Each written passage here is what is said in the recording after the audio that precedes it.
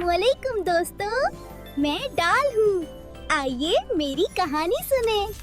अदील के अबू डॉक्टर हैं। आज वो घर Hey, आए buddy. तो उनके हाथ में एक Look what खूबसूरत I डब्बा have था। here. अदील ने अब्बू, पूछा, ये अबू डब्बा ये डब्बा किसके किसके लिए लिए है? अबू ने मुस्कुराकर कहा, ये तुम्हारे लिए है बेटा। अदील ने डब्बा खोला तो अंदर एक खिलौना था जो खुशी से तालियां बजाने लगा। मुझे उम्मीद है कि आपको मेरी कहानी पसंद आई होगी। अलविदा दोस्तों, अगली बार मिलते हैं। अस्सलामुअलैकुम दोस्तों, मैं ज़ॉल हूँ। आइए मेरी कहानी सुने। दिशान खेलते खेलते गिर गया और उसके हाथ पर छोटा सा जख्म हो गया। अम्मी ने जल्दी से पट्टी लगाई। ज़िशान बोला, अम्मी अब मैं ठीक हूँ। अम्मी ने कहा, हाँ बहादुर बच्चे, जल्द ठीक हो जाते हैं।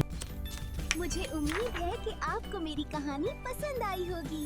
अलविदा दोस्तों, अगली बार मिलते हैं।